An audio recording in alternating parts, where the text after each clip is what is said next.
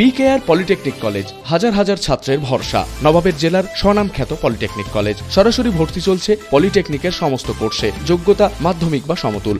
Migrant labour ও human trafficking বিষয়ে মানুষকে সচেতন করতে ডিস্ট্রিক্ট লিগ্যাল সার্ভিস অথরিটি ও ইন্টারন্যাশনাল জাস্টিস মিশনের পক্ষ থেকে বহরমপুর জেলা আদালতে একটি আলোচনা সভার আয়োজন করা হয়, যেখানে পরিযায়ী শ্রমিকদের আইনি সমস্যার সমাধান সম্পর্কে অবহিত করা হয়। এই সভায় উপস্থিত ছিলেন লেবার কমিশনের চেয়ারম্যান, পুলিশ আধিকারিক সহ একাধিক স্বেচ্ছাসেবী সংস্থার কর্তারা।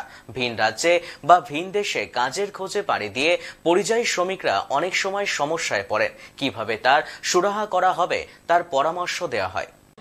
প্রশাসনকে কাছে বারবার অনুরোধ করি। কিছুদিন আগে হেকামপুরে একটা ঘটনা ঘটেছিল, ও মিডিয়ার মাধ্যমে বিভিন্ন জাস্টিস মিশনের সাথে আমরা আজকে একসাথে একটা প্রোগ্রাম করছি। সেটা মূলত পরিযায়ী শ্রমিকদের বিভিন্ন সমস্যা, বাইরে গিয়ে যারা আমাদের রাজ্য থেকে যারা বাইরে যাচ্ছেন তাদের সমস্যাগুলি, এবং অন্য রাজ্য থেকে আমাদের রাজ্যে যারা আসছেন তাদেরও যেভাবে তারা এখানে বসবাস করছেন সেই সমস্যাগুলোকে মূলত আমরা আজকে অ্যাড্রেস করছি এই আজকের অনুষ্ঠানে।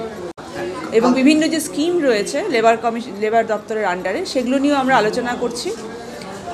তার মাধ্যমে কী কী সহায়তা সুবিধা পেতে পারেন, সেখানে আমাদের লেবার কমিশনার রয়েছেন, ডেপুটি অ্যাসিস্ট্যান্ট এবং ডেপুটি লেবার কমিশনার এসছেন।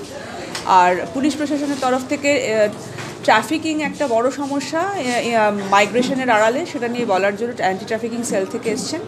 আর আমাদের সাথে রয়েছেন সোশ্যাল ওয়ার্কার মতিউরবাবু, যিনি এই ব্যাপারে অনেক দিন ধরে কাজ করছেন। স্বেচ্ছাসেবী সংগঠন এবং কমিউনিটি ওয়ার্কার যারা আছেন তারা অনেকেই এসছেন। এই জন্য তাদেরকে মূলত ডাকা হয়েছে যে তাদের মাধ্যমে আমরা এগুলো জেলার বিভিন্ন কোনায় ছড়িয়ে দিতে পারবো আশা করছি। মূলত যারা বাইরে যাচ্ছেন এখান থেকে পরিযায়ী হয়ে, তারা বিপদে পড়লে কি করতে পারেন এই ব্যাপারে লেবার কমিশনার বললেন যে একটা পোর্টাল খোলা হয়েছে, সেখানে একটি স্বল্প সময়ের ভিডিও, ভয়েস অথবা যে কোনো অডিও বা ভিডিও যে কোনোটাই আপলোড করে দিলে সেখানে তাকে ট্রেস আউট করে ওখান থেকে উদ্ধার করে নিয়ে আসার একটা ব্যবস্থা সরকার চালু করেছেন। সেটা সম্পর্কে সবাইকে অ্যাওয়্যার করা এবং রেজিস্ট্রেশন, যেটা ভীষণ জরুরি। কারণ এই ধরনের সাহায্যগুলো পেতে গেলে মাইগ্রেন্ট লেবার হিসেবে যারা যাচ্ছেন তাদের রেজিস্ট্রেশনটা ভীষণ জরুরি।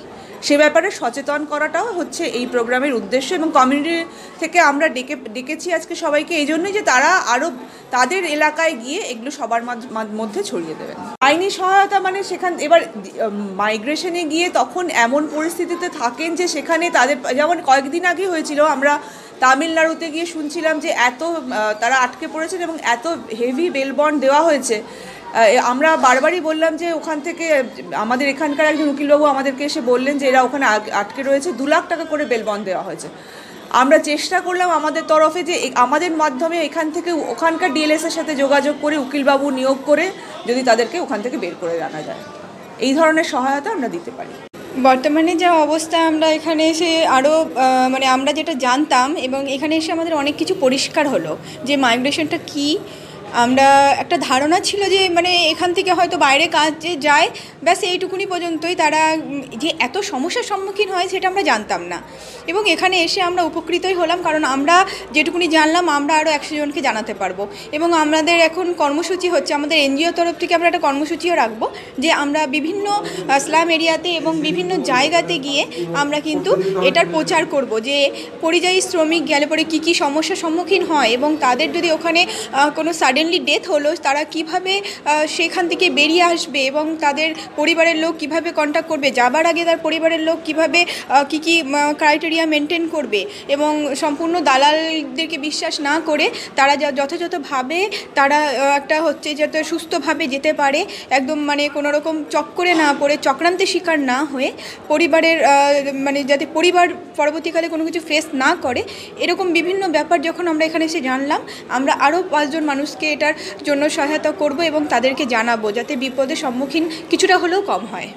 হ্যাঁ, আমরা এখানে শুনলাম যে বিভিন্ন রকম স্কিম এখানে রেডি করা হয়েছে, অনেক রকমই শুনলাম। তো আমরা তাদেরকেও বলবো যে সেই সরকারি আধিকারিক আওতায় যেন এসে তারা এই সমস্যা থেকে উদ্ধার হয়, এবং যাবার আগেও সরকারি যে সহায়তা নিয়েই তারা যেন যায়, যাতে আমাদের বিভিন্ন সমস্যা থেকে আমরা বেরিয়ে আসতে পারি। ব্যাস এইটুকুনি।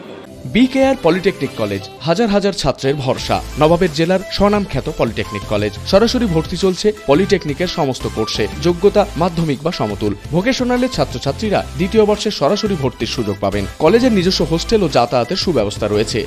স্কলারশিপের ব্যবস্থা। সিভিল, ইলেকট্রিক্যাল, মেকানিক্যাল সহ সমস্ত রকম কোর্সের ভর্তির সুযোগ নিতে আজই যোগাযোগ করুন। মুর্শিদাবাদের সদর শহরের একদম পাশে BKR polytechnic college, Palsanda, Murshidabad. যোগাযোগ 8967158821 8001108 000।